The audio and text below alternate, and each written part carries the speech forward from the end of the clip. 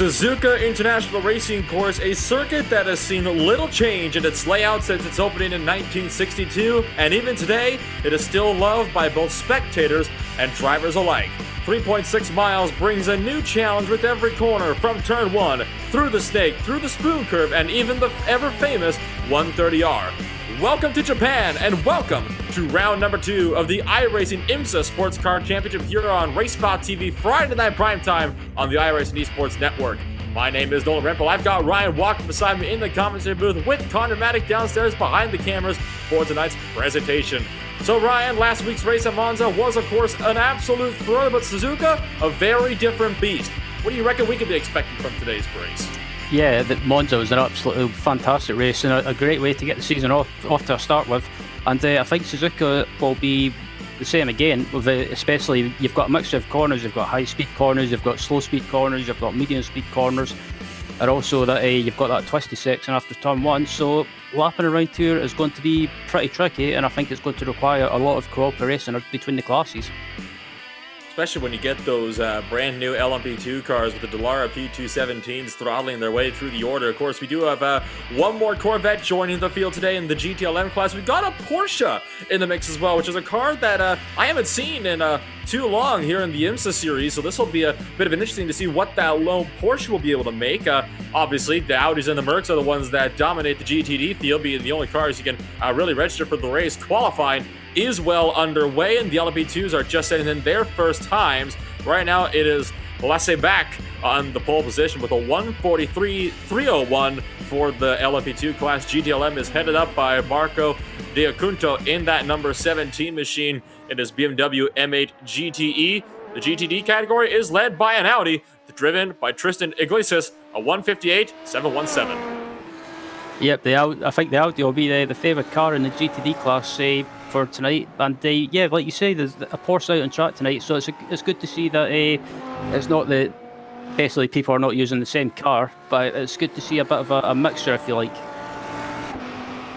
Still a very evenly split field as well. Got a few LMP2 still in the mix. I'm seeing about 10 LMP2 cars joining us tonight. It looks to be about 11 cars in the GTD category and 14 in the GTLM. So it's going to be quite the interesting race, I think, especially like you said, a lot of cooperation will be needed between the classes today when lap traffic comes into play, because this is one of those tracks where passing it's far from easy. I mean, we were talking about this before the race.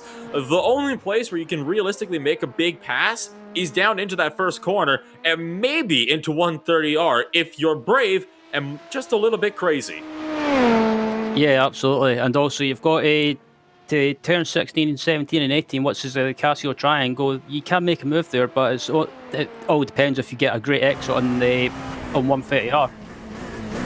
You know as well, just like at that first round of Monza, we do have some big names in the field with us today. Among them, Casey Kerwin, a driver for the Coca-Cola eNASCAR World Championship. Right now running in the 8th position in his Dallara P217 with a 1:44.130, and he is right now sitting about a second off the pace, so we'll have to see what Casey Kerwin will be able to make of his race here. He might have a bit of work to do if he wants to come away with even a top 5. Possibly, and also he had a great race at Monza last week. He managed to finish in the second place in the LMP2 class, so Casey, even though he races on the ovals mostly, he can put his hand to it on the road side of things. Well, for now, he is sitting in that 8th position. We got about a minute and a half left in qualifying. In total, 28 drivers have set times, which means we've got about 9 more that have yet to put times on the board. Make that 8 as Dominic Farber in the LP2 category goes 4th fastest with a 1:43.846, about 7/10 off the pace. Of course, the Team Redline driver doing a very good job of trying to put that car up into the top 5. He's got a couple tenths yet if he wants to run down that race, wants to run that maybe a spot in the podium today. He's on his second flying lap now, but with only a minute left on the clock, I don't think he's going to be able to get it. He won't have enough time for it. Yeah, I don't think he's going to be able to get another lap in or complete another lap. As we look at Ayo Bernardi, who just runs wide ever so slightly, and that might be an off track, so he's hit this lap, could be invalidated.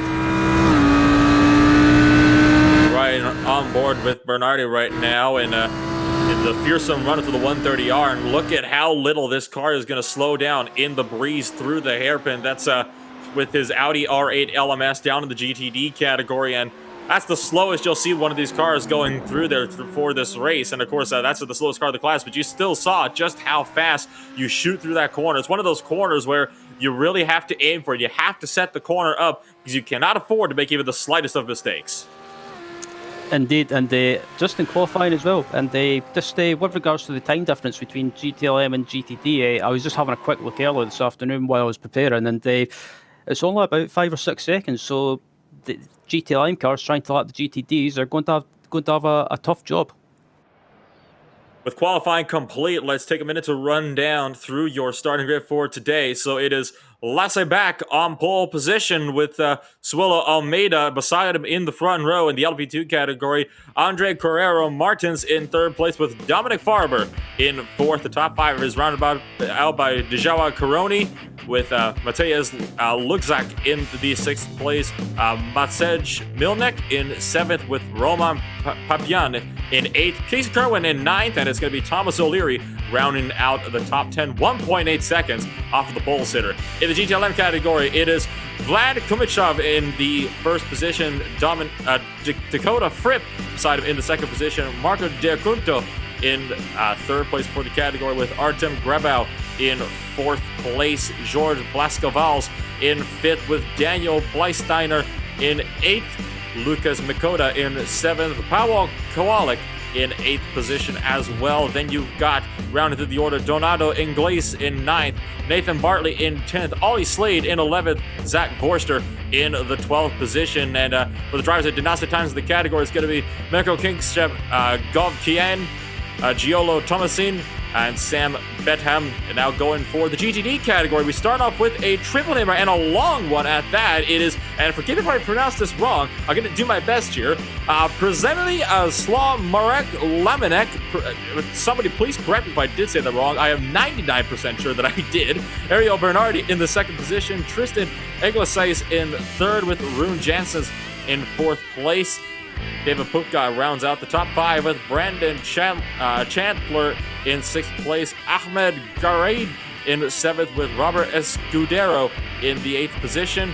Rounding out the order with one car of 3.6 seconds off the pace, it's going to be Benjamin Barato. And cars that did not set a time, Nathan Block and should kind of take. So almost every driver is now lined up for 130R. The pace car leads them off. Only a couple corners for the green flag. Your final thoughts, that's your ride before we go green. Well, I think the first few laps are going to be absolutely, well, not chaotic, but it could be a little bit mayhem with everyone just being so close together and just trying to settle down. But yeah, looking forward to this race, and I think if Monza is anything to go by, I think we should be in for another cracker of a race. Very little tire warming for these drivers. You see Andre Carrera Martins trying to scrub those tires just a little bit, get them heated up in the third position. Meanwhile, the pace car is already getting to lead them down to pit road. Suelo Almeida, the outside row pole sitter, continues to wait. He's got to wait for Lasse Bach. Cannot cross the line first. Bach's on the throttle. The green flag drops. We're underway in Japan, and there's a big jump there for Bach as Almeida cuts off. My goodness me, one car already in the grass, and they're 3 wide, 4 wide almost in the run down to turn one, and contact is made. Contact, big crash, and one car hard and well, that's Dominic Farber. Yeah, I'm looking at the replay now, and I'm not sure what everyone was doing there. Come on, I mean, it's 45 minutes, guys. Settle down. Oh my goodness, that was, I think, a mess that did not need to happen at all. So, absolute disaster on the start, and Zach Forster's already had some troubles as well as he's got off the track in his BMW. Goodness me, it's just all kicking off in the first corner here. Yeah, it's absolutely mayhem, and looking at I'm looking at GTD as well, and it looks like GTD's probably the class that had the cleanest start, and LMP2 and GTLM had a bit of mayhem happening for the get-go. So the green flag is still out. We're going to take a look at a replay, I believe, of the start of this race. Complete disaster for the red line driver, Dominic Farber. And take a look at the mayhem on this race start, because Yeah, cars darting left, right, cars getting pushed wide into the grass, and then somebody made contact with Farber in the run on turn one, and that was just, my goodness me, that's a huge shunt for Farber in that number 12 Dallara P217, and I think you and I both agree, Ryan, that was a mess that did not need to happen. There's another description I would use, but we'll keep it clean. That was a bit chaotic, put it that way. But Farber, he just got clipped and spun around, and as soon as he clipped the curb end on, he just got airborne.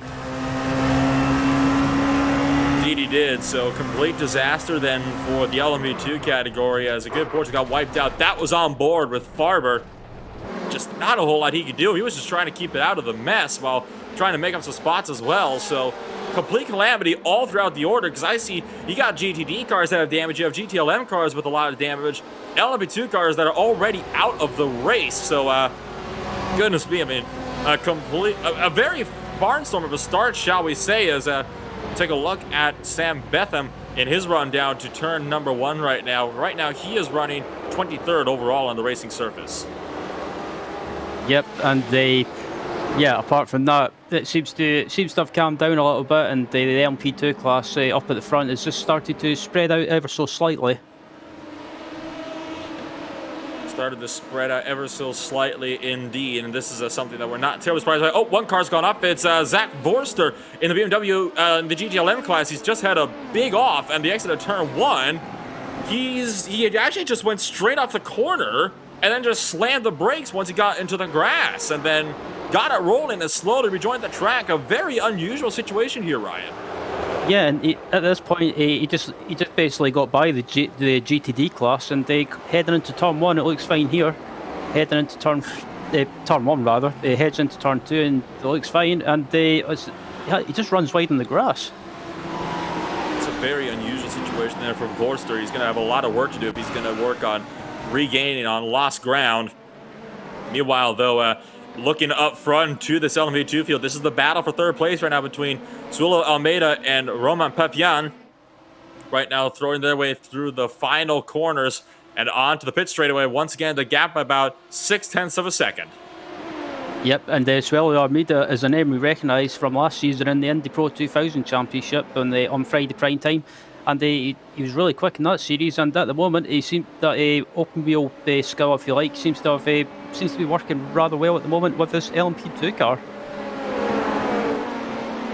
Indeed, seems to be working quite well with that machine. So the pink and green colors continue to try to hang on to that third and final podium position in the LMP2 category. It looks like one more driver's had trouble. That's one of the BMWs, and that is Lucas Makota in the GTLM category, the number 23 car. He's going to elect to take it to the escape roads and take it down to pit road. So it seems like one of the other BMWs has just had another major issue on the course. I'm going to already start to see if I can go back, figure out what in the world has happened here. It appears he might have had some trouble, though, through 130R. Yeah, I was about to say, it looks like heading up to 130R, he's under pressure from it looks like a Porsche, and heading through 130R, it looks fine, and he just runs wide and clips that slippery surface. Ooh. That's a huge hit as well, right into the outside barriers, and that's one of those mistakes. That AstroTurf, the artificial grass on the exit of 130R, it looks so inviting, but unfortunately, if you run wide onto it and you're not prepared for it, it'll catch you out. Watch the wheel. Oh, he was already loose on the entry. He got loose well on the entry, and the car was already just completely unsettled, running towards the grass anyway. So I think he would have lost that car regardless if he hit the grass or not. Yeah, I'm just wondering if he maybe just took too much of the inside curve and it's just unsettled the car. But it's an easy mistake to make through 130, just losing it in the middle of the corner, and from then on you're just a passenger. But further up at the front in GTLM, it's Dakota Fripp in second place, followed by Marco Di Cunto in third place. This is the battle for second place between one of the BMWs and one of the, I think it is, two Porsches right now in the field. Fripp doing a good job on hanging on to that. One other battle I think we might want to turn our eyes to in just a little bit here is actually a battle in the GTD category. The battle for the lead might pick it up here as Lamanek has had his gap closed in by Ariel Bernardi. They're in the braking zone right now for the Casio Triangle. And look at how close Bernardi is. He is wanting to get that spot quickly. Yeah, just watching the way Bernardi threw the car over the curbs and tried to carry as much momentum as possible onto the exit of this chicane. And I don't think he's close, but he's not close enough to make a move into turn one. And I think Bernardi is maybe just sitting there planning what he's going to do, and maybe even, we've mentioned it before, doing the fuel saving game. Yes, indeed. Last time we saw drivers pitting around the halfway point in the race, roughly about 30 minutes or so into the race. If they were to do that same thing here, we'd be looking at about 15 minutes to go when drivers start to come on down to the lane. Take a ride on board with Bernardi right now as he's still trying to close in the gap to Lemonek just up the road, and this is where dirty air could potentially come into play and really hamper him here through some of those higher speed corners. Absolutely, and again, Bernardi just absolutely thrown it in there, and just, yeah, he's just doing everything to try and keep up. And at the moment, it might be as well, he might be carrying a little bit more downforce for the high speed corners, and the leader in GTD might be using a bit of the lower downforce for the straights. Wants to get a good run here on Lemonek. He is going to have to wait until they get past the spoon curve, and he's got to rely that he can get a really, really good run up. Maybe he can make a lunge into 130R if he is brave and crazy enough. Both cars running a bit wide, flirted with that AstroTurf. Very risky thing to do, but it looks like he might have a bit of a run here. Got a better exit than his opponent for sure, but not going to be close enough to make that lunge into 130R. Potentially into the chicane, you reckon? If he gets a great run through 130R, I think it's possible, but it's a bit risky because if you lock up, you're basically, yeah, I think something's happened to both of them as well. Bouncing over the curves goes Bernardi as still trying to find that run. He's definitely closer this time than he was one lap before, so that gap is steadily closing. What were the lap times last time by? It was a 1:58.580 for Bernardi, a 1:58.638 for Lemonek. So he closed in by a couple tenths on that lap there. Bernardi still trying to find his way up there. We're going to take a look at what might have been an issue further down in the field.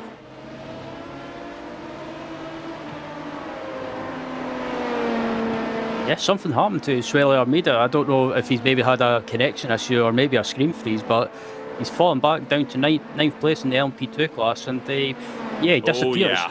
So it looks like the technical issues or connection issues for Armida, which is unfortunate because he was having a great run. That's very unfortunate for Almeida for sure. Taking a look back up to this battle for the second position right now in your GTLM category. Dakota Fripp still trying to hang on as Acunto still trying to find a way up there. The gap just underneath 4/10. The BMW hounding the mirrors now of the Porsche. Now got a couple Corvettes just in the wings as well. They're likely going to be trying to see if they can work their way up through the order. Could we see a lunge into the Casio Triangle? Not quite though. The gap got down to about a quarter of a second, but that Porsche is starting to struggle a little bit, it looks like.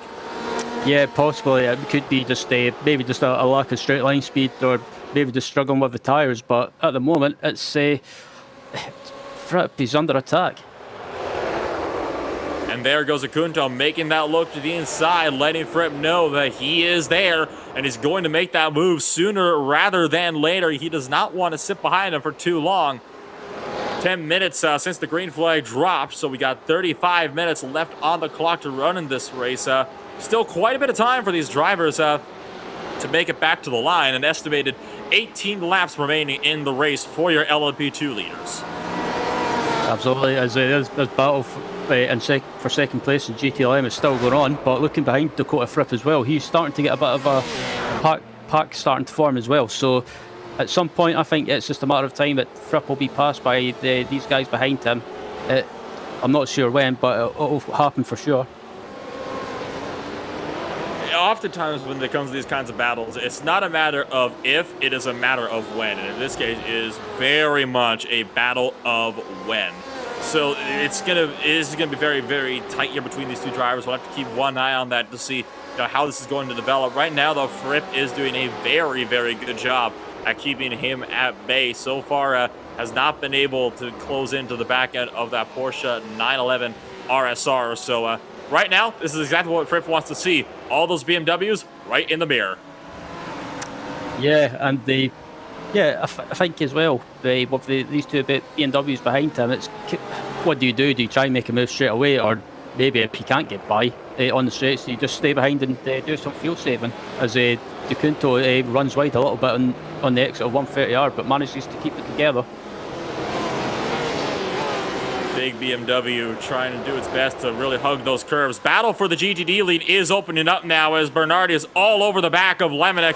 Lemonnick had a bit of an oversteer moment in the middle of the spoon curve, and that caused him to lose a boatload of time. The gap is a quarter of a second now. Bernardi is right on the tail end. You see how he's been closing in little by little, lap after lap, through 130R, up to the captain truck. Oh, he gets loose! Oh, no! And that is the battle for the lead in GTD done and dusted right there. The 74 machine throws it away. 14, excuse me. Oh, the rejoin! No! That was a moment that you had to, just hold your breath. Talk about that LMP2 car. Andre Corella Martins, the second place runner in the LMP2 machine, he had a bit of a moment. We'll have to get on board with him right after we take a look at this replay of the spin. But for now, let's take a look at what happened to Lemonnick. This was a complete self-spin, completely self-inflicted. Just took too much curbing and then lost it on the AstroTurf. Yeah, I think the inside curve might have just unsettled the car a little bit, and they unfortunately spun round as some of the GTD and LP2 cars come round, and that's even that scared me just watching. It really is a bit of a heart stopper when you see something like that. Lemonnick now is still on the hunt, trying to reel in positions. He's trying to get fourth place back in his own category, trying to do battle here with Ahmed Garib as an LP2 car throws its way through the mix. So the battles are very much still picking on up, and an LP2 battle is going to split that one up in a hurry. That LP2 car gets the door slammed shut on them. That opens the door for Lemonnick now, who might try to have a go here into the hairpin. He's going to have a go here into the hairpin. You got an LP2 car right behind him, though. Will this be contact? So far, they're keeping it clean. Yeah, it's all starting to get chaotic again. And just look at this, Nolan. It's a couple of LMP2 cars and some GTD cars, and all bunched up in the hairpin, and I'm amazed that it never ended up in contact, but fair play to these guys. They managed to give each other space and keep it clean. Let's actually focus up on that LMP2 battle that just passed, and that was the battle for 6th place, which has swapped hands in the midst of the slap. Oh, never mind. One of the Audis has slammed the wall hard, and that was Ahmed Garib, which is going to give that spot to Lemonnick, exactly what he wanted to see. Mighty unfortunate there. Yeah, look at the replay now as Ahmed... he moved offline a little bit. I don't know if he was trying to maybe just try and hold his line, but that was a bit weird. But coming into the spoon curve, or I can't remember what corner, my bad. But anyway, he manages to keep it clear on the actually, I jinxed it. He gets a bit untidy on the exit and spins round and hits the wall. That is the AstroTurf. It has claimed another victim, and my goodness, I mean, it's one of those things where you really hate to see it, especially so early in this race. How about this battle in GTLM between Goy Kian and Daniel Bleistener? I believe one of those is one of the Corvettes right now that's due by, and in fact, it is. So this could be an interesting battle in of itself, as the number 26 Corvette struggling to fend off an army of BMWs just behind him. Yeah, absolutely, and the Corvette is getting great reviews, but at the moment it doesn't seem to be able to do anything when it comes to... We had a BMW spin in the background in the middle of Spoon Curve. It was the number 29 machine that has taken a slide further down in the order, and that is going to bump him down to 12th place in his own category. So unfortunate there, but hang on, we got another big crash. Two BMWs and a Porsche just made contact through 130R as well. Trying to get eyes on who that was. It was the number 30 Porsche 911 Nathan Bartley that made some significant contact with the 28 BMW. Yeah, what's in the replay now is they come up to 130R, and it looks like Nathan Bartley just tagged the BMW. Yeah, it's another one of those reckless maneuvers that you're seeing. There's been a lot of these reckless maneuvers going on take a look back up to this battle. We need to get back to live pictures because Blaststeiner is really struggling right now. Oh, that's might be contact again. The number 18 BMW is struggling now as well as he's getting attacked by the Porsche from behind. It's just absolute mayhem right now in the GTLM category as everything is seemingly kicking off 15 minutes into this race. Yeah, and this is basically the battle for P6 in GTLM, and the Grabo is under attack from Colwick. Yeah, at the moment, Nolan, it's all kicking off, and it's just so hard to keep. Oh, there's a GTD car off in the gravel, but yeah, it's all kicking off again. That was Chandler in the Audi R8 LMS. He lost it all in the zone on the entry. A bit of rear wing damage caused him to lose some aerodynamics. One car runs wide, though. That was Bleststeiner, I believe, that just ran wide in the middle of the hairpin, and now he's under fire from that number 18 BMW just behind him, Artem Grabau. All this chaos has allowed George Blaskovals to close in the gap to this field as well. Yeah, and Blaskovals is a driver that we recognise, and seen in a few races before, and he's really quick in GT machinery.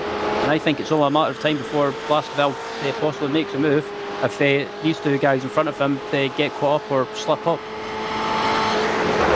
Was very, very close. He is no doubt going to be trying to make the move. A little bit of a bobble up front there from Bleststeiner. Deep on the brakes into the hairpin. Nobody electing to poke their nose out just yet. So far, still clean. Can we see a move maybe into turn one? No, we are not. Grabau takes it to the pit lane.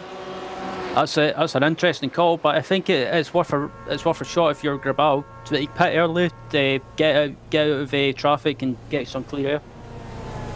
We got to remember that these drivers do have fuel tank limitations as well, so they cannot run a full tank of gas in these cars. It is an impossibility, so that might have been a scheduled pit stop right there. The pit window is around that time where we might be seeing some guys open. We could be seeing it now where some drivers are elected to come down earlier, so that way they can just run it hard all the way to the end of the race, while as other drivers will tend to more got to be a bit more conservative in the opening run, so they have to take less fuel in the later portion of the race when they're going to stop a bit later as well. We should not be seeing anybody taking tires in this race. We should be expecting some fuel-only stops here. The battle for second, though, still on between the Porsche and the BMW. Yeah, this has been a fantastic battle to watch. The Fripp under pressure from the DeCunto as well. And yeah, there's not really been much to separate these two guys. And fantastic battle. And but apart from that, it all seems to have, I know I keep saying it, but it seems to have just quietened down a little bit. Hopefully I don't jinx it. Well, I mean, it wouldn't be the first time that we've seen the commentator's curse take hold in any one of these races. Battle for fifth place in LMP2 is starting to pick on up a little bit here. Dejava Caroni in the number 4 car is closing into the 13 machine of Casey Kerwin, who is just inside the top 5. They're coming up on an Audi here. That's Brendan Chandler that's having to let them through. So this is a very, very tight battle between two of these Dallara P217s. And could we potentially see a look into 130R?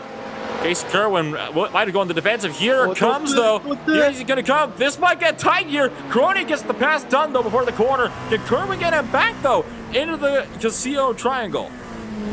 Oh, that was a brave move by Caroni, but fair play to him for pulling it off. And Casey Kerwin is not going to give up without a fight. And at the moment, it just looks like Caroni is pulling away ever so slightly.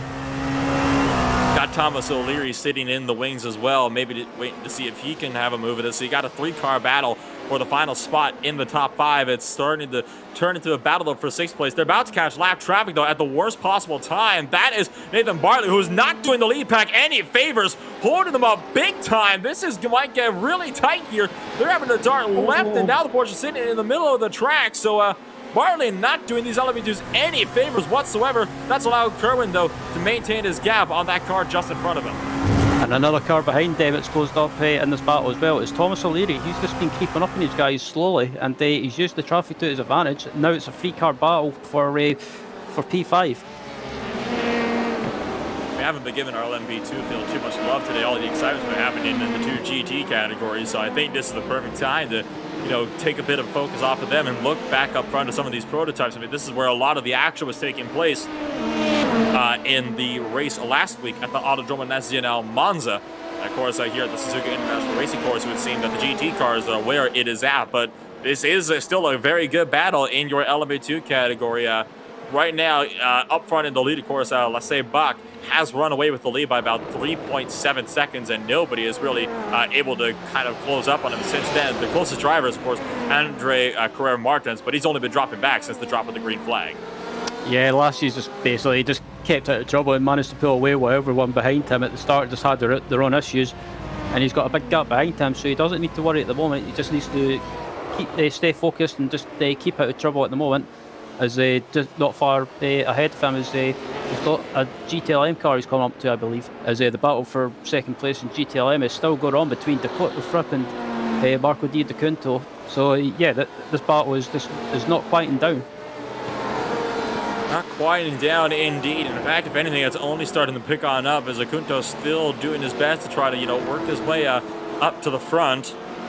So far, though, he's actually seeming to lose a lot of time through the snaking curves and the S's in the middle of that first sector. This is where he loses a whole lot of time, and he's not able to gain a whole lot from there. You got an LB2 car dart into the mix as well.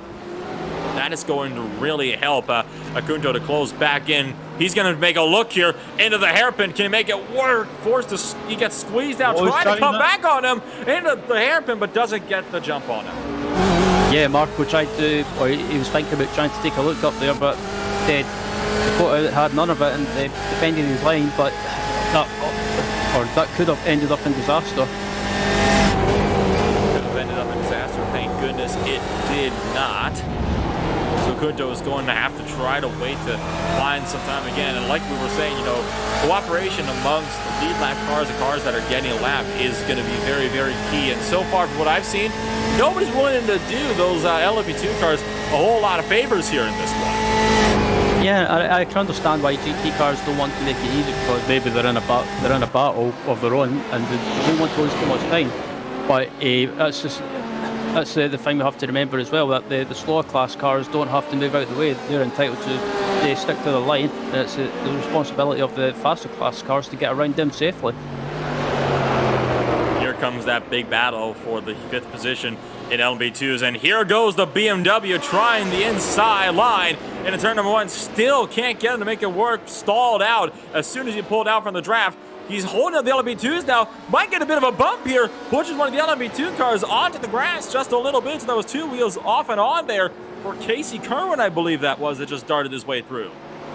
Yeah, Casey's getting a bit argy-bargy, if you like, trying to get by these GTLM cars, but managed to get by without any issues, thankfully. And again, this GTLM battle for second place is starting to get close again, but with the traffic, it's starting to kind of up and down at the moment. Absolutely. So I'll tell you what, this has been a fantastic race so far between these drivers. I mean, this has been just non-stop action from start to finish thus far. I mean, everywhere you'll look, there's some kind of battling taking place on the track, and it looks like some of the GTD cars are starting to kind of come on down to the pit lane, as we've got Tristan Igles in the Audi R8 LMS right now in the pit road. So a couple cars still have yet to make that one and only mandatory pit stop. Yep, and I think some of maybe the cars further back in the class, GTD class, I mean, might try and go as long as possible and just stretch the fuel out, and maybe not have to take as much fuel at the pit stop, and maybe try and gain some track position as well, as this battle for second place is still going on in GTLM. And Dakota Fripp, fair play to him, he's managed to keep this Porsche up at the front, even though it seems to be struggling a little bit. For what it's looking to me, it looks like that Porsche has got the jump on it in the middle of the corners, but not so much in the straights, though that Porsche did run wide, and we could see a move here into turn number 1. If he's feeling brave enough, Acunto is feeling brave enough. Gonna have a look, and it's squeezed out by Dakota Fripp. So some nasty driving there from both drivers. Fripp was willing to block him all the way to the grass to make sure he could not get the nose fully in there. Acunto was forced to back out, and that most certainly would have ended in both cars into the tires. Yeah, thankfully it didn't. And Dakota Fripp, he's defending really hard, but he's doing it fair. But I think again, I think it's just a matter of when DeCunto makes the move by Fripp. I think he might be able to do it through the pit stops. Eventually could be able to find his way up there indeed. So it's only a matter of time as well before Makoto starts to get really desperate. So oh my goodness, I mean, it really is just so challenging trying to gauge how these battles are going to play out as things goes on. How about this battle further in the order between 10th and 11th place? Pavel Kowalik in the BMW, they're going side by side to the snake. I mean, that is not something you see too often. And one of the Audis has just been sent into oblivion. Sho Konateko in the number 36 machine was just punted off by one of the LMP2 cars as he was getting lapped into the spoon curve. And it was, I believe, Mateusz Luczak that sent him into the barriers. Yeah, it's unfortunate about that, as we're just about to look at the replay to see what happened, and it looks like one of the GTLM cars gets by him without any issues. Oh, that was a bit of a torpedo move, if you like. Yeah, certainly not the move that Luczak wanted to do. It looked like that LMP2 machine thought he was going to move out of the way, and I guess did not realize he wasn't going to do so. Oh, it looked like he got caught off guard by how much that Audi was braking. I think the Audi was trying to brake earlier and more to let that LMP2 car through, and it didn't quite work out for him. Instead, he ended up getting punted as a result of that. It looks like it was just a kind of a breakdown in communication there. I mean, it is an easy thing to do sometimes if you're in a faster class car and you're coming up to lap a slower class car. It is easy to get caught out by the closing speed and also the speed difference, because it's just because they're having to slow down a lot earlier than you would in a higher downforce car. Stop for a second in GTLM, still raging on. We're well past the halfway point at this point by now. We're approaching we're just past 17 and a half minutes remaining in this race, and I believe for your LMP2 field, it's looking to be about 9.5 laps remaining as of right now.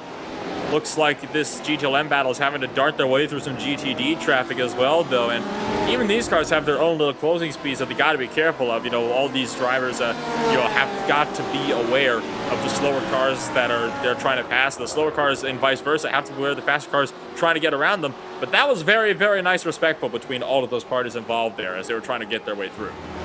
Yep, no issues from what I saw, and everyone managed to keep it clean. But again, this battle for second place in GTLM has just been going on for ages, and just looking behind as well, and also the pit stops for the LMP2 cars has started to begin. The pit stops for LMP2s underway. That is Lasse Bach, your former race leader, who is right now in the lane, sitting third place overall. Casey Kerwin has also come down along with a good portion of the LMP2 fields. It looks like all of them are on similar wavelengths to just run it out as long as they could, and then choose to, I guess just fill up as little as they had to in the run for the end of the race.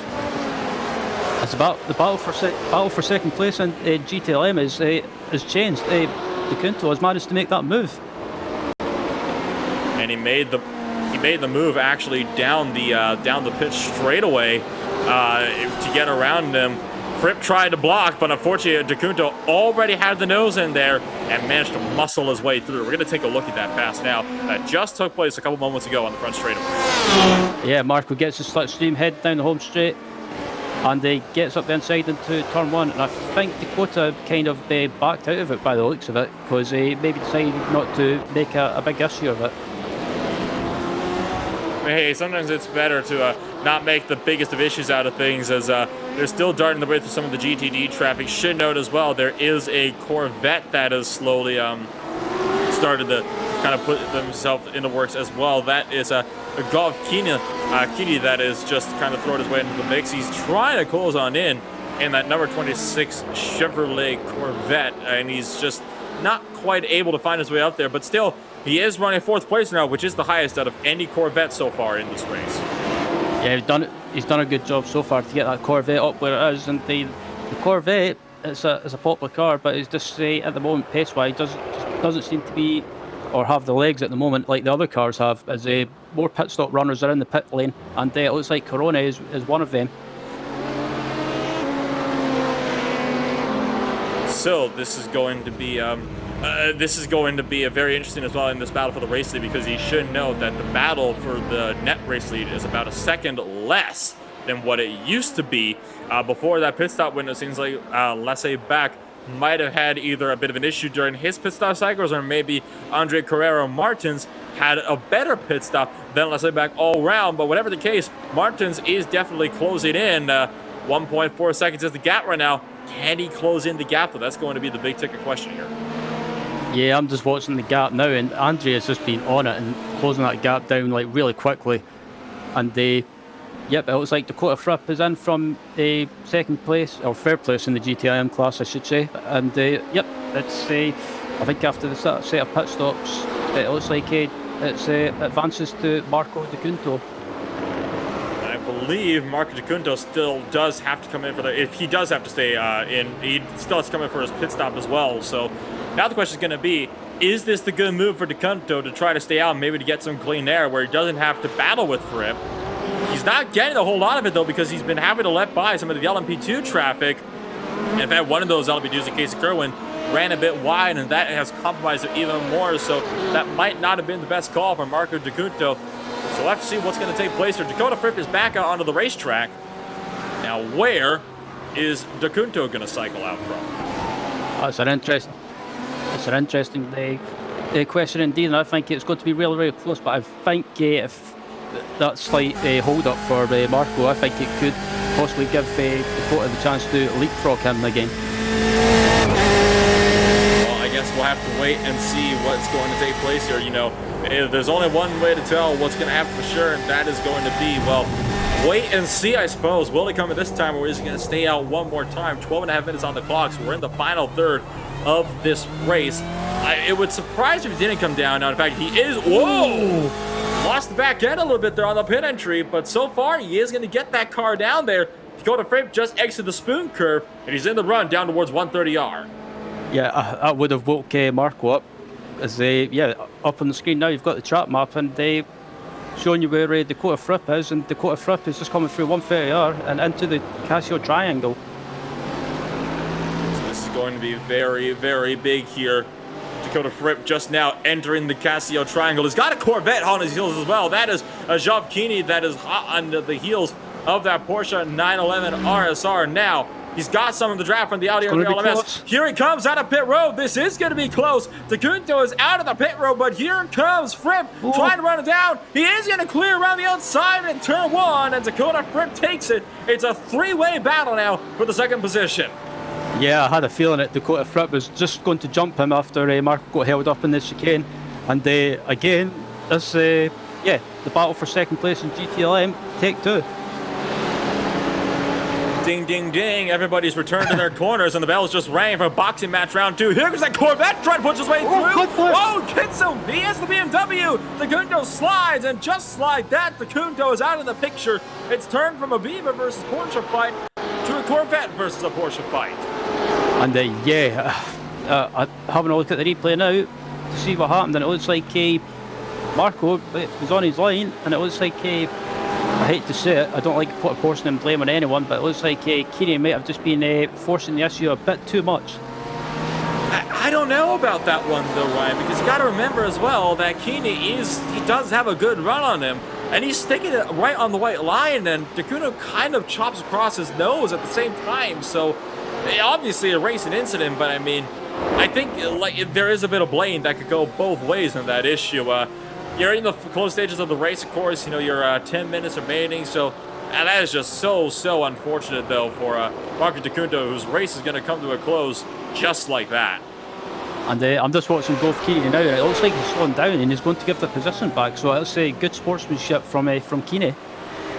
Beautiful sportsmanship, in fact, from the Corvette to let them by, and you know, it's something that some people might say it's kind of hard to come by at times, but it goes to show that some drivers are willing to, you know, sacrifice an overall race position just to make sure that there is no hard feelings among drivers. So Marco De Cunto now trying to do battle with the spot here. He's still trying to make something work for him as well. Will Marco De Cunto be able to make it work? 3 wide now as they dart their way through. De Cunto up the inside, side by side through turn number 1. Daniel Blelstrider trying to hang on. He's got a Corvette hounding them as well. They're going to go side by side through the snake here. This could get tight. Yeah, it's all getting a bit too much. Oh, yeah, it's all getting a bit close now, or a bit too close, you could say. And yeah, Kiri again. I take my hat off to him. He done the right thing, giving the position back, and I think he's just being a little bit more cautious, trying to make a move and not make sure he doesn't make or doesn't do the same thing again. Still side by side, and though finally lets off to let that number 20 machine have the position, but he is definitely faster than that BMW, and both of them know it. He's trying to find a way through. These guys have got George Blasco-Valls just behind them as well. Now everybody's a quartering now as they're caught up behind Nathan Block in the Audi R8 LMS, the 5th place car in the GTD category right now. So they're trying to find a way past him while trying to do battle at the same time. It is about a 3-car battle for, I want to say, 5th place or so in the class. And all of a sudden, that Audi is now slides off right between the BMW and the Corvette. Oh, and Keeney getting a bit of a shot from behind from Valls. Yeah, so you could say Keeney got a lot of his own medicine there. But yeah, this battle, basically for 5th place, like you mentioned, Nolan, is it's starting to hot up a little bit as they come up to 130, and Keeney manages to get by the GTD car well before or just before the corner. And Audi doing the very wise thing and easing off for the turner for 130R to make sure they don't make contact of it. That is completely compromised. Oh my goodness, that was a dirty block there from Nathan Block as George Blasco-Valls not happy at all as he tries to find his way through. He was going to the outside, so was Block, and Block is going to have to go down. That he's going to get that spot done, but I can tell you right now, neither driver's happy with each other right now. Yeah, that was a bit unkind from the GTD car there. He made an issue of it when he didn't need to, and considering he's in a different class. It was a bit unkind, or a bit naughty, as you say. So that big battle has been completely split up as a result of that Audi. So all of a sudden, we're doing a bit of scouting around, shall we say, trying to see if there's any battles picking up over the track. And I'm seeing one, but for 3rd place right now in the LMP2 category between Milnek and Papyan right now. The gap is, it's a bit fluctuated right now. It's about a second apart, but this is one of the closest battles you have on the track right now up in the LMP2. Yep, this battle has been going on after the pit stops as well. And Milnek and Papyan have been relatively close, but when it comes to pace, they seem to be relatively close. So it's kind of hard to separate these two. About 4.5 laps remaining now in this race for your LMP2 race leader, Lasse Bach, as keep eyes on this battle for the LMP2 final step of that podium. And for now, it looks like Mlinek is going to be able to very much hold that position away from Roman Papyan. Papyan not able to really close in the gap. How about this battle that started to close on up, though, for the 5th place in the GT11 category? Blaise down here trying to hold off Jav Keeney, so looks like the Corvette might be trying to pick off another one here. Keeney trying to have a look at him and is actually forced to back off in the middle of the straightaway there. It looked like the BMW completely out-dragged him, but then the Corvette closes right on in as well off of turn number 1. Blaise Steiner's doing everything to keep this position, and I think at the moment watching Keeney seems to be the quicker driver, but again, like the earlier incident, I think he doesn't want to do anything too silly, but Blaise Steiner is doing a great job defending and keeping that position at the moment. I know exactly what's happened here. Keeney has got his car set up for all the corners. Blaise Steiner has got his car set up for all the straightaways. So Blaise Steiner is going to be able to out-drag him any day on the straightaway, even with the draft. But Keeney, though, can run him into the corners. And look at this. He might try to get him here into the hairpin because Keeney is a heck of a lot faster in these slower speed corners. Trying the outside line to the hairpin, now trying to come back to the inside. Cannot get the run on him, though. So we might be able to see a good run to the smooth curve if Keeney can get the hammer down. Yeah, I think you're right as well with regards to the downforce as well. I think Blaise Steiner is using lower downforce for the straights, and Keeney is set up for the corners to carry more speed, and it seems to be shown at the moment as Keeney closes right up under braking, and on the exit, he's got a great run, but again, I think Blasteiner's just going to have that slight edge or slight advantage with the straight line speed as they head up to 130R. Look at, even with the draft, how far he is actually pulling away. Blesteiner is pulling. He just cannot close in, as Jovkini cannot close in. Now, though, through 130R, gets a massive head of steam and deep on the brakes for the final chicane and the last curve. I think he's going to have to make his move at the top of the SS at the end of the first sector. And they have to watch as well, because the LMP2 leader, I believe it is coming up to lap them, so hopefully it doesn't hinder either of these two too much as the LMP2 leader gets by before turn 1. The LMP2 leader is through and secure, and he's run wide in turn number 1 as well. That's detrimental for Blesteiner. Jovkini just up his backside now, and no doubt hounding those mirrors, because right now Blesteiner knows how close Keen is behind him. Keeney's about to get hit though by one of those LMP2s. He is hit. That was between one of the LMP2 cars that just took him out of this race, and that was a bit too impatient on the behalf of the second place driver, Andre Carrera Martins. Yeah, Martins was well too aggressive, but yeah, we're going to look at the replay now and see what happens, and it looks like Keeney is just maybe just trying to plan his move, and unfortunately Martins just he tucks his nose up the inside and he just tags him ever so slightly. The smallest of tasks, but that is all it takes to really send one driver around, and it's one of the things you never like to see it, because that is just thrown away what would have been a very thrilling battle. And nothing to Keeney's own fault in mind. That LMP2 car was not in a battle for position. There's no way they were going to run down the leader in time. They did not have to worry about third place behind them.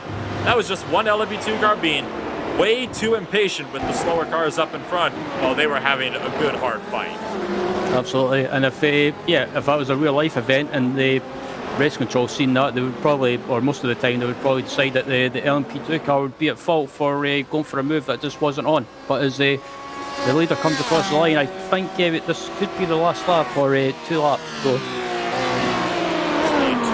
laps left remaining in this race. We're hearing it might be close, but it does look like it'll be 2 laps to go. About 1:45 were the lap times that they were running back in qualifying. They're still running 1:47s now with 2 minutes remaining. They're definitely going to have time for one more lap. So this is the battle for a 5th place. So this is, again, one of the closest battles on track right now between Blesteiner and now George Blascoval's 2 BMWs trying to do that. Yep, and I think, Blascoval's has just closed up really quickly, and especially after Keeney had these issues. So, yeah, it's all kicked off slightly in the closing stages, and Blascoval's up into P6 in the GTLM class, but he's closing quickly on Blesteiner.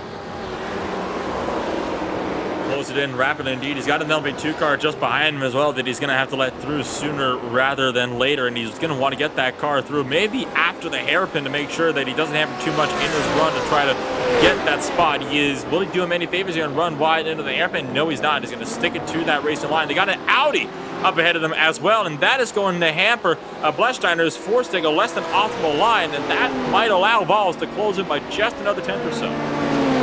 Yep, as they've got a P2 car coming up behind them now. I believe that's Casey Kerwin, or it possibly could be. They get by the Audi without any issues as they're on the run up to 130R now, and Blesteiner's getting sideways on the exit. So yeah, maybe struggling with tyres now with that low downforce there. 0.6 of a second separate, and then they're coming around and take that white flag now. Your race leader is already on it. So the white flag is now in the air, no doubt. The battle's still raging on up and down across the track. The battle for 5th place is up in LMP2. Gets squeezed out. That was Caroni trying to have a go at Roman Papillon right now. Papillon is having a bit of a hard time as well, as Caroni almost got pushed off. So the battle for 4th place all of a sudden, LMP2 is picked up as well. Oh my goodness me! Oh, it takes him out! What in the world was that? Well, I'm not going to comment too much on the incident, but that's a move that would probably get approved in the Pastor Maldonado driving school. I'll tell you what that was. That was absolutely, and this might sound harsh, but that was absolutely stupid. absolutely no need for that to happen. He was fully alongside, had that line made, and he just got taken out. I mean, look at that. There is absolutely no excuse for that. Yeah, that was just pathetic. I mean, I would like to be more honest, but I'm just biting my tongue, kind of. So there was just no need for that. And plus, that was a late defensive move. But Lassie Back is on the final lap, headed onto the straight up to or on the run up to the 130R, and Nolan, I'll let you take over. So Lassie Back, he's led almost every lap with the drop of the green flag. He started up in first place with the late jump that caused calamity in the early stages of the race. But for now, all he has to do is negotiate one more corner. He'll have this race in the bag. He is going to get it done. Ollie Slade, meanwhile, going slowly, potentially out of fuel. Meanwhile, it is Lassie Back to cross the line to take the race victory. The GTLM race leader just started his last lap now. Meanwhile, the GTD race leader, Ariel Bernardi, through the 130R. He's now deep on the brakes for the final chicane for the final time today. Yep, and they comes right the final corner onto the home straight, and they takes a win in the GTD class. And I'm just watching out for GTLM leader, who I believe has just started the final lap, and he's heading up through the speed curve up to the two Degners. He is. So Vlad Kimichev, he is right now, he's been doing a good job of hanging on to his own position. He's made up 3 spots from the start of this race. Started 11th overall, right now running in 8th place overall. He is now deep on the race for the hairpin. This is for the final time today, should note as well. So I'll tell you what, this has been one heck of a race. I mean, absolutely thrilling. And right now, out of the entire GTLM field, they're 2 laps down from the lead for the most part. He's the only car in GTLM that was not lapped twice by your LMP2 race leader over the course of this race. Yeah, that was crazy, and it's unbelievable. He's just basically pulled away from the rest of the pack in the class, and they just put on a absolutely fantastic performance to take the class win. And after staying on for a second week in a row, that was absolutely mayhem.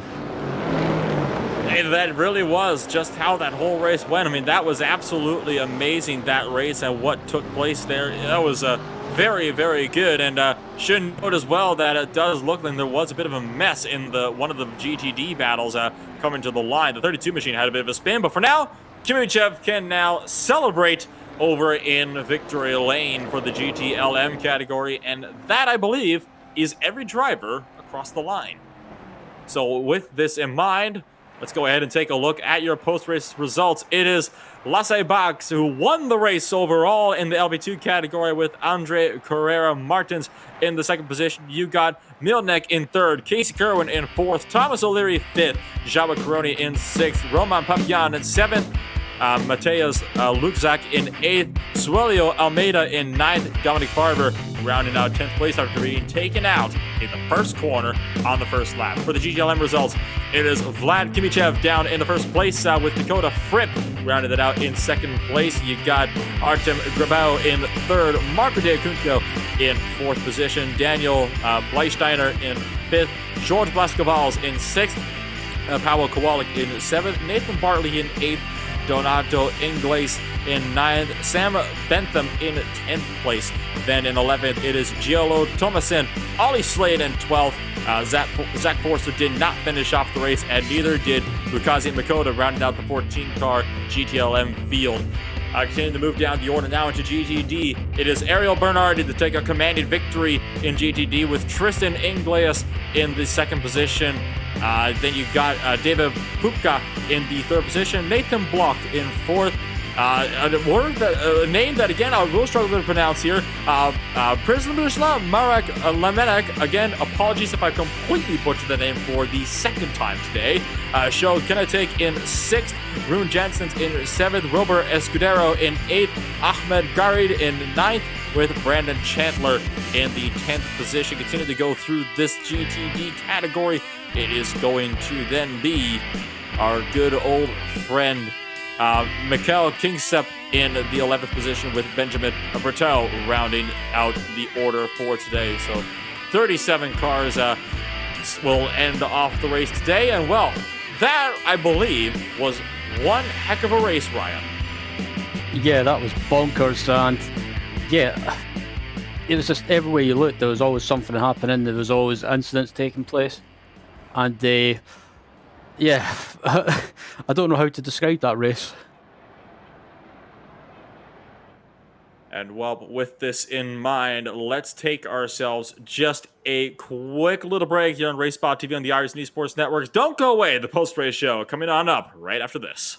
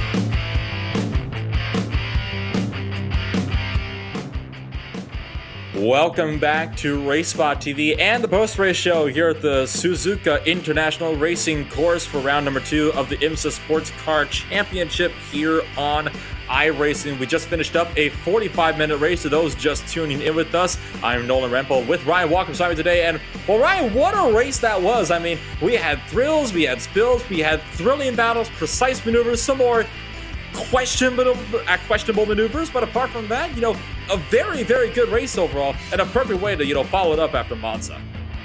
Yeah, absolutely. We had some fantastic racing in all three classes, especially the second place battle in GTLM for most of the race until that incident took place. And but apart from that, it was great racing. It was just a shame about the last lap of that incident in LMP2, but we won't dwell over that too much. But yeah, I have to agree. For the second week, it's been fantastic racing, and I think this series is starting to, after having a new P2 car, it's starting to gain some momentum, if you could say. I mean, talk about not giving you a chance to breathe. I mean, I'm completely out of breath from that. I haven't even had a chance to, really get a drink of water here. So, I mean, it's been a very, very thrilling race, and I think we do have a little bit of a highlight reel ready up here too. We'll be coming up in just a minute here, but while we wait to see if we can get that up and rolling for you, we may as well talk about the next race as well, coming up at Road Atlanta. Ryan, we were talking about earlier in this race how cooperation with lap traffic is going to be key. if we thought lap traffic was insane here, Road Atlanta is going to be even more so. Yeah, absolutely. And with Road Atlanta as well, it's not. It kind of looks like a long track, but it's not a long track because when you think about it, the faster class cars will probably be lapping the GT cars within probably 3 to 4 laps, just because the track is really kind of small. And through the S's as well, there's going to be a lot of cooperation required with all three classes. So that it should be interesting to watch next week. Well, especially with the first sector and the S is right through. And in fact, we do have a little bit of a highlight reel up on your screen now. This was a battle between Dakota Fripp and the third place finisher Dakunta in the midst of this, with a big battle between the Porsche 911 RSR and the BMW MAGDE. Now, this was a battle that took place really from the drop of the green flag all the way up to the checkered. It really never quite went away until DeCunto had some very unfortunate issues where he ended up taking a big slide out of the spoon curve and threw that position away. Yeah, we're just looking at the replay now, and this is the moment when the Dakota Fripp managed to jump DeCunto in the pit stops into turn one, and right behind them as well, they had the Golf Keeney and the Corvette. And this is the moment when Keeney tried to make a move and he went up the. I have to say, looking back at it, I think it's just a bit of a 50-50 deal or a bit of a racing incident. That's the incident with Golf Keeney getting tagged around by a P2 car, which was Andre Martins. And then this was the more controversial move, though, we were talking about. Look at this big block from the number 10 LB2, and then comes right back across and slams him into the wall and took out a big GTLM battle as well. That was on the last lap of the race, so that might be one that I have a strong feeling there might be a protest form being filed here pretty darn soon regarding that incident. You don't usually see that too often in a series like this. And we said we weren't going to dwell on it too much, so might be best to just move things along. But again, if that's how it was like at Suzuka, I mean, Road Atlanta is only going to be even more crazy. Yeah, absolutely. And also with Road Atlanta as well, it gives some of the drivers and teams an opportunity, if you like, to get some early practice in for the Petit Le Mans special event, which takes place in a couple of weeks, I believe. Yes, that is right. You got Petit Le Mans that's coming up as well. That is going to be a bit of an interesting event. Well, let's be honest. That's always an entertaining event in of itself. I mean, you get this really long endurance race at a track that's Road Atlanta where it's tight. It's one line in many sections, but then you get that massive blast down the back straightaway to that final chicane. It is always a track that is held dear in many racers' hearts, my own included. So that's a race I honestly can't wait for. Yeah, I can't wait for it either, and I think next week it's going to be a great race, and also with that the back straight, like you mentioned, I think with the slipstream as well, that's going to play a huge factor. And well, with these thoughts, it is time to end off another presentation of Friday Night Primetime. The next time the iRacing IMSA Sports Car Championship returns will be at the one and only Road Atlanta. Next Friday, same time, same faces. I've been Ola Rempo, bringing you coverage of tonight's action from start to finish, joined by Ryan Walker with Connery Maddox behind the cameras for today. Thank you for joining us tonight on RaceSpot TV at the iRacing Esports Network. Have a good rest of your weekend.